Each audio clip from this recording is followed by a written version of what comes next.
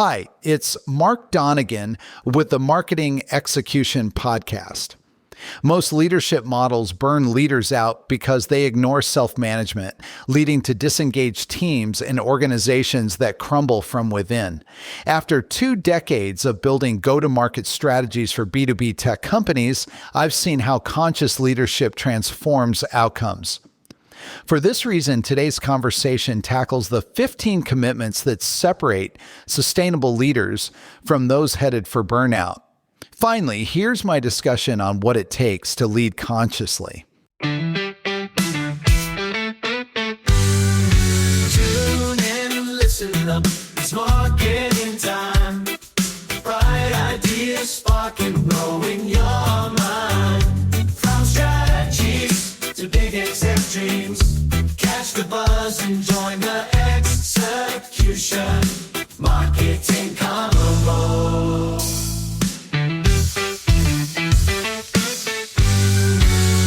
Welcome to the Marketing Execution Podcast. This is the show for tech founders and leaders building B2B products and technologies. We show you how to go further, faster to get the business results you need. From strategies to big exec dreams, catch the buzz and join the execution. Marketing convo.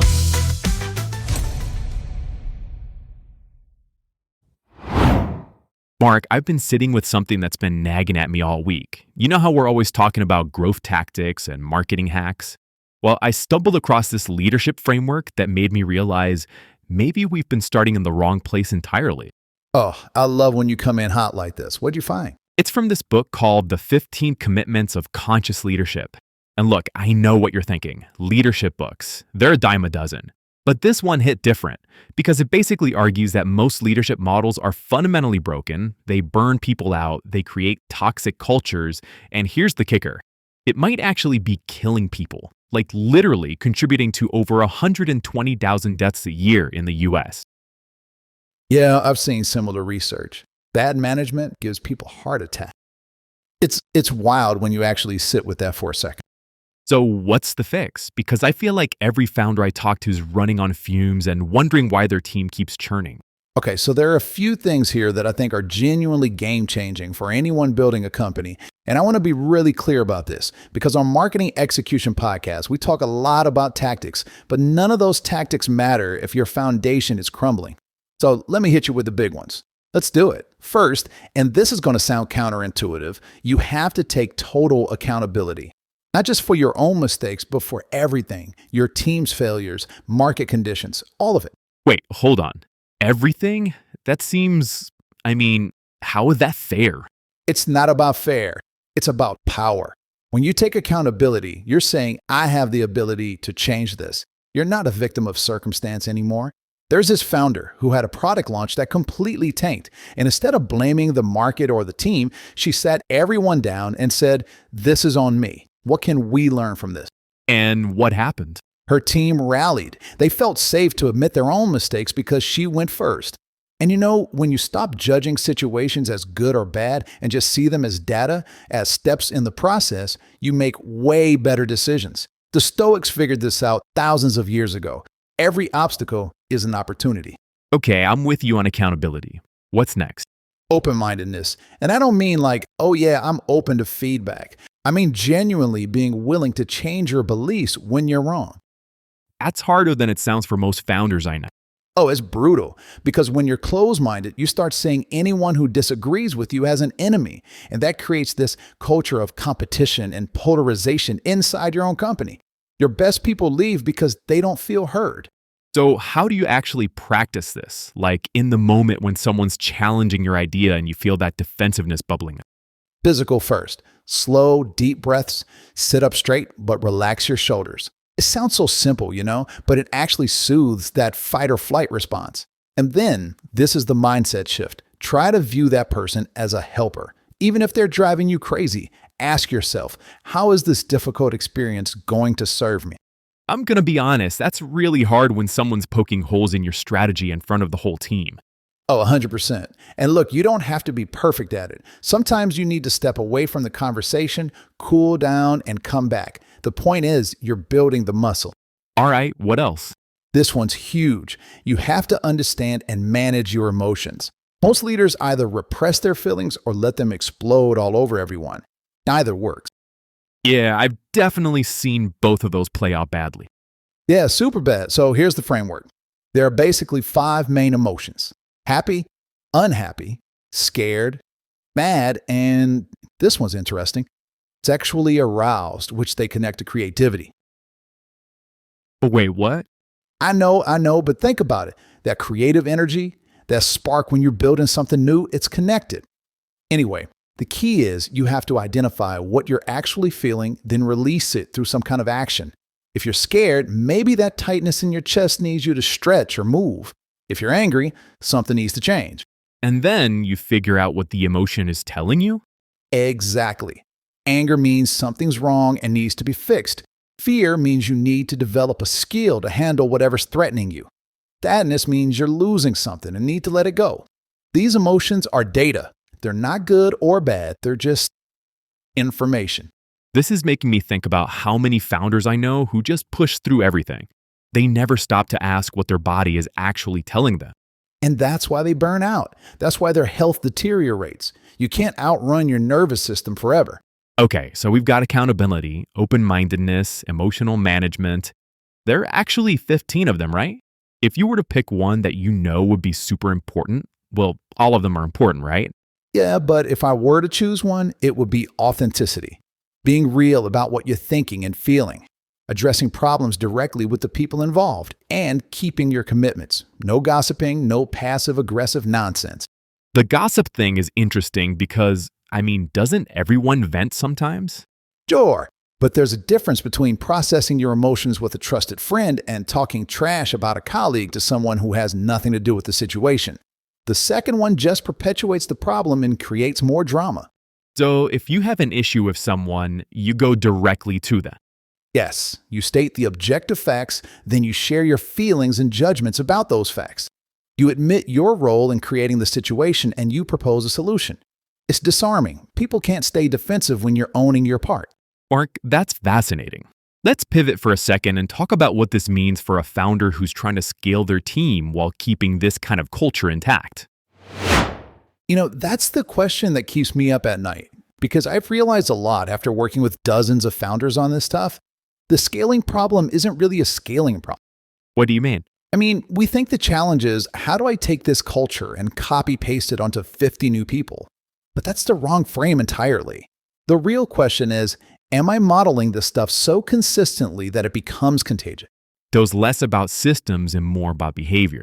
Yes, and look, systems matter. You need onboarding, you need clear expectations, all that stuff. But I know of a company that had the most beautiful culture deck you've ever seen. Values on the wall, weekly rituals, the whole 9 yards. And their culture was toxic.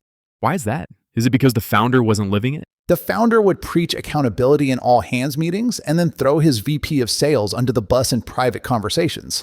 People see that, they feel it, and then they think, oh, this is how we actually operate here. That's brutal, but it tracks. I've seen that play out so many times. Here's what matters for founders who want to scale this. You have to understand that your team is watching you in the hard moments, not the easy ones. Anyone can be open-minded when things are going well. The test is what happens when someone challenges your strategy in front of investors. What happens when a launch tanks? What happens when you're exhausted and someone brings you bad news? Right, because that's when the mask slips. Exactly. And your people are taking notes. They're learning from you whether you intend to teach them or not. Okay, so let's say I'm a founder and I'm bought into this. I want to model conscious leadership, but I'm also human. I'm going to mess up. What then? Oh, you're definitely going to mess up. That's not the issue. The issue is what you do after. When you mess up publicly, you have an opportunity that's actually more powerful than if you'd gotten it right the first time. Because when you acknowledge your mistake openly, when you say, hey, I got defensive in that meeting and I shut down a good idea, you're teaching your team that it's safe to be imperfect. You're showing them the repair process. And that's the thing people actually need to see.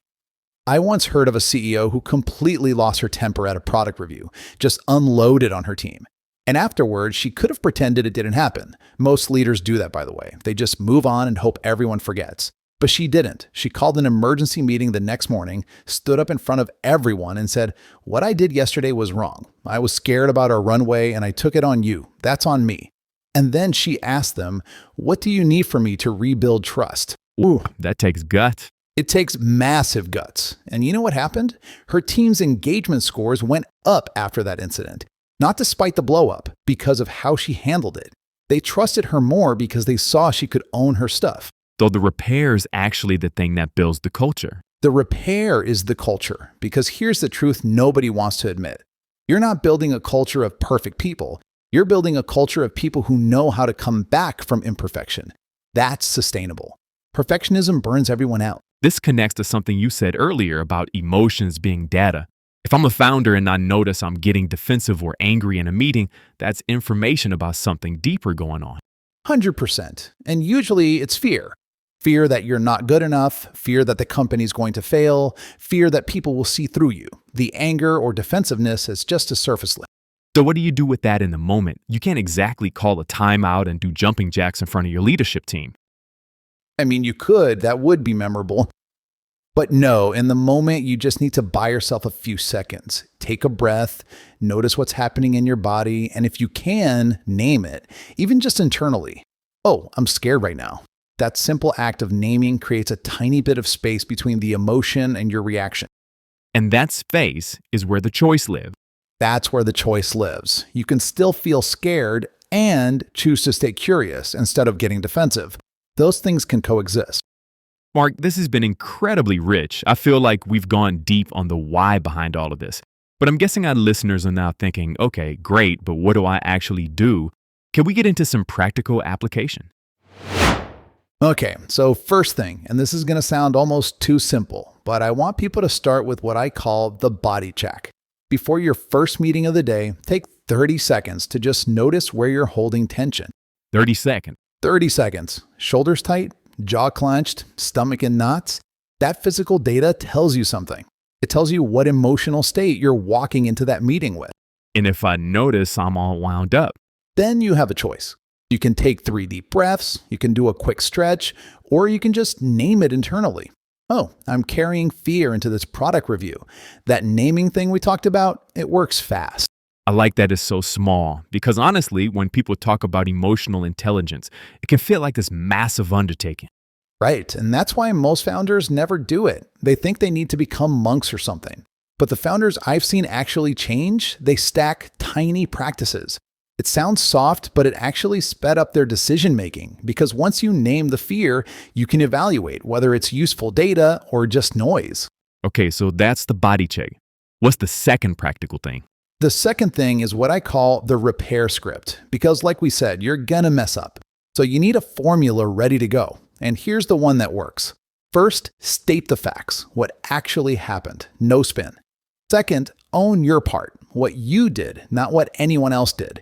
Third, ask what they need. That's it. Facts, ownership, ask. Can you give me an example of how that sounds? Sure, let's say you snapped at your head of engineering in a stand-up. Later that day, you pull them aside. You say, "Hey, in the stand-up this morning, I cut you off and raised my voice. That was me being stressed about the deadline and I took it on you. What do you need from me to feel good about working together?" That's clean. It's clean because it's specific. You're not saying, "Sorry if I offended you." That's garbage. You're saying, "Here's exactly what I did and I own it." I've seen founders at Stripe do something similar. They have this culture of direct feedback, but it only works because people take ownership when they mess up. Exactly. Stripe is a great example. Patrick Collins has talked about how they treat mistakes as data points, not character flaws. That framing matters so much. Okay, so we've got the body check, the repair script. What else? Third thing, and this one's for scaling. You need to create what I call a gratitude trigger. Pick one recurring event in your week. Could be your Monday all hands, could be your Friday one-on-ones, and attach a gratitude practice to it, like a mentor, like an anchor. So every Monday before all hands, you write down one specific thing you appreciate about someone on your team. Not generic stuff, specific, like Sarah's question in last week's retro helped us catch a bug before launch. And then you share it? You share it out loud in front of everyone. Takes maybe 45 seconds, but here's what happens. Your team starts doing it too. because they see you modeling it. And suddenly you've got this culture of recognition that spreads without you having to mandate it. Love that it's almost sneaky. It is sneaky, but in a good way. You're not giving people a new policy to follow. You're showing them a behavior and letting it become contagious. This reminds me of what Figma did with their design critiques. Dylan Field would always start by pointing out what was working before getting into feedback, and that became just how everyone gave feedback there. Perfect example. And notice it wasn't a rule. It was a behavior that got copied because the leader did it consistently. Okay, so we've got 3 things. Body check before meetings, repair script for when you mess up, gratitude trigger attached to a recurring event. And none of these require a course or a coach or a retreat. You can start all 3 tomorrow morning. The barrier is 0, but the compound effect over time is huge because you're not trying to transform overnight. You're just stacking small reps, and those reps rewire how you show up, how your team shows up, eventually how your whole company operates. All right, let me pull this together for you. We started by talking about why most leadership models are broken. They burn people out and create toxic cultures. The fix starts with taking total accountability for everything. Not to be a martyr, but because it gives you power to change things. Then we talked about staying open-minded, which means actually being willing to change your beliefs when you're wrong. We covered how emotions are data. You identify what you're feeling, release it through action, and then figure out what it's telling you. And we talked about authenticity, going directly to people with issues instead of gossiping or being passive-aggressive. The key insight is that your team watches you in the hard moments. When you mess up, the repair is actually what builds trust. Mark, after all of that, what's the one thing you really hope people don't forget? Your company will never be healthier than you are. Every shortcut you take with your own growth shows up in your culture eventually. The best marketing strategy in the world cannot fix a broken foundation. So before you optimize your funnel, optimize yourself.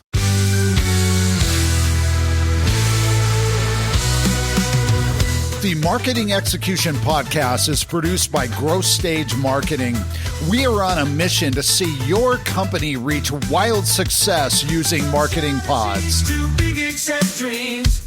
Catch the buzz and join the execution. Marketing Convo.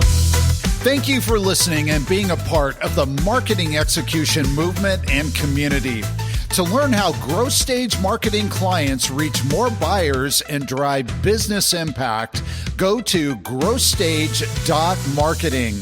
That's growthstage.marketing.